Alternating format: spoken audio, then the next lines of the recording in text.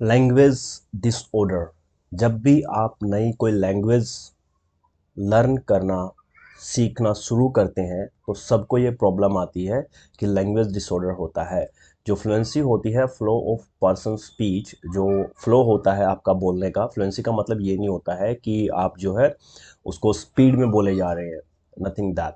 इसका मतलब होता है कंटिन्यू बोलना और स्मूथली बोलना, राइट।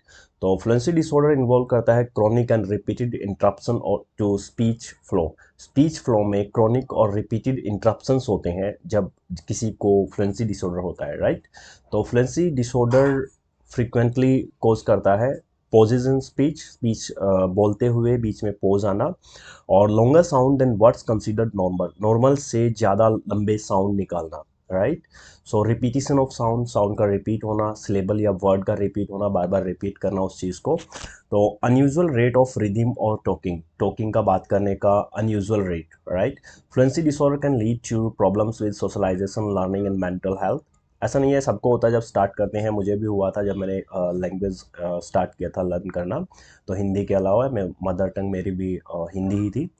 तो सोशलाइजेशन और लर्निंग एंड मेंटल हेल्थ को इफ़ेक्ट करता है, उनको करता है मेंटल हेल्थ को जो बचपन से ही नहीं बोल पाते हैं, क्योंकि जब आप बाहर जाते हैं और बार बार रुक रुक कर बात करते हैं तो लोग मतलब थोड़ा सा आपको नीचे थोड़ा देखते हैं कि ये हकलाता है या बोलता है, तो वो आप समझ सकते हैं कि कैसा सोशलाइजेशन पर इफेक्ट होता है, और फिर आप जो है थोड़ा डिप्रेस होते हैं कि मैं बोल नहीं पाता सही से।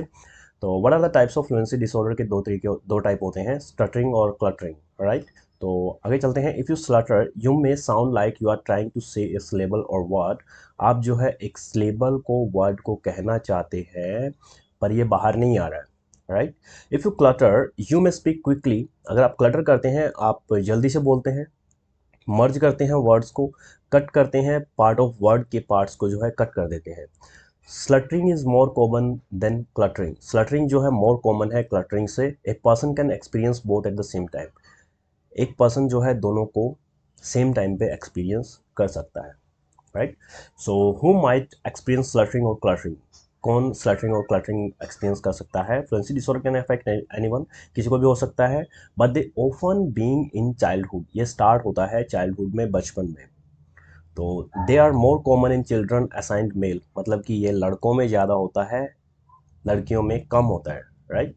सो they appear to be more common in people with auditory processing disorder, a type of hearing problem, और autism spectrum disorder, learning disabilities, Tourette syndrome. तो इनके बारे में हम आगे पढ़ेंगे। आज जैसे फ्लुएंसी डिसऑर्डर चल रहा है, नेक्स्ट वीडियो लेके आऊँगा एक एक करके। तो हाउ कॉमन और फ्लुएंसी डिसऑर्डर कितने कॉमन है?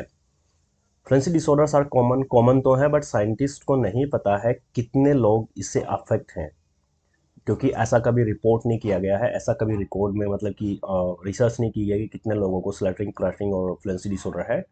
तो सिम्टम और कॉजेज, जैसे कि scientist are still studying what causes fluency disorder, कि इसका कोज क्या है, कारण क्या है, फ्लुएंसी डिसऑर्डर क्यों होता है। Some studies have shown that genetic and neurological factors may be involved. जो जेनेटिक है या न्यूरोलॉजिकल फैक्टर्स हैं वो इन्वॉल्व हो सकते हैं, राइट। कुछ साइंटिस्ट बोलते हैं ऐसा। साइन और सिम्टम क्या है?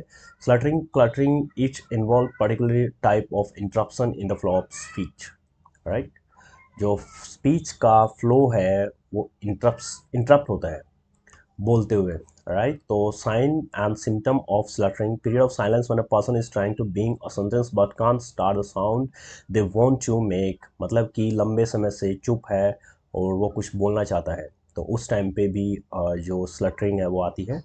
तो sounds that are held too long, जो साउंड्स है जैसे कि e see, what you mean, right, बोलते हुए आता है, जो रिपीट को जैसे ऐसे करके बहुत सारे लोगों को आपने देखा भी होगा, आपके आसपास भी होंगे तो बोलते होंगे। सिलेबल और वर्ड दैट आर रिपीटिटिव, जो रिपीटिटिव है, हैंड मी दैट बुक, ऐसे भी लोग बोलते हैं। हु काल, ये थोड़ा ज़्यादा डीप में चला गया उनके लिए जो मतलब कि वो करते हैं, जिनका मतलब रेगुलर हैबिट है। तो जो फ्लुएंसी डिसऑर्डर है, जब आप स्टार्ट करेंगे स्पीक बोलना, स्पीच देना, या फिर आप इंग्लिश लर्न करना, तो उस टाइम पे आपको नॉर्मल सी प्रॉब्लम्स होती है, आप बोल नहीं पाते हैं, सेंटेंस को करेक्ट नहीं कर पाते हैं, इधर उधर कर देते हैं, तो कुछ भी बोल देते हैं, मतलब इसका मतलब कहने का। तो collapsing two words into one, for example turn the television off, right, ऐसे करके बोलते हैं। Excessive interruption to speech, for example ये ऐसे बहुत सारे लोग करते हैं, मैंने भी देखा है पर्सनल एक्सपीरियंस में। कई बार इंटरव्यू जो चल रहा होता है टीवी पे, तो उस टाइम पे भी लोग बड़े बड़े स्पीकर्स भी करते हैं। तो ये नहीं करना है। जब भी आप स्टार्ट करते हैं, कोई टॉपिक आपको दिया जाता है आगे, जो हमारी इसकी जो क्लासेस चलती हैं स्पीकिंग प्रैक्टिस की, उसमें आप ज्वाइन कर सकते हैं। अगर आपको भी ये प्रॉब्लम आ रही है, आती है या नहीं आती है, फ्लुएंसी डिसऑर्डर है या नहीं है, फ्री है बिल्कुल, कोई चार्जेस नहीं है इस चीज़ का। Frequently revision to speech right in the middle of sentence, for example, I would like to go, can I go, right? So maze patterns of speech which take multiple turns to get to the point. Maze pattern जो होता है speech का, maze pattern में which take multiple turns to get to the point, multiple turns आपको लेने पड़ते हैं उस पॉइंट में जाने के लिए। Example, I have to go buy a dress, I am going out on Friday and have nothing to wear, I am going shopping to buy something for this date I have.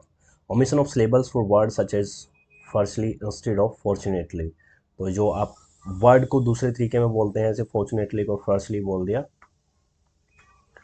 Rate of rhythm of speech that sounds rapid, irregular और jerky. जो rhythm और rate है speech का, that sounds rapid, irregular, irregular है वो जो regularly हम बोलते हैं वैसा नहीं है।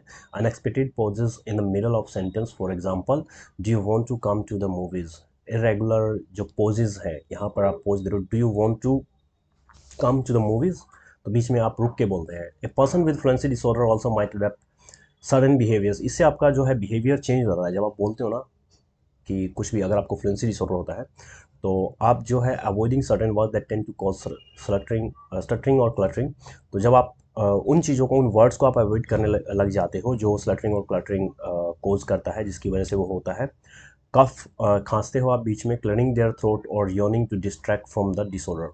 उस डिसऑर्डर से बचने के लिए आप जो है खांसते हैं, यौन करते हैं, तो अपना माउथ ढकते हैं, आईज को ब्लिंक करते हैं, नोडिंग देयर हेड, अपने हेड को जो है नोट करते हैं, right? So frequently pretending to forget what they wanted to say। तो आप जो है प्रिटेंड करते हैं उन वर्ड्स को, to forget what they wanted to say, वो क्या कहना चाहते हैं उसको भूलने के लिए वो प्रिटेंड करते हैं। नॉट स्पीकिंग और avoiding situations where they might have to speak. Not speaking और अवॉइडिंग सिचुएशंस, इसका मतलब है आप बोलते नहीं हैं, अवॉइड करते हैं सिचुएशंस को जहां आपको बोलना था या बोलना चाहते हैं। तो iivest.com पे विज़िट कीजिए। कोर्सेज़ हैं, बहुत अच्छे अच्छे कोर्सेज़ हैं।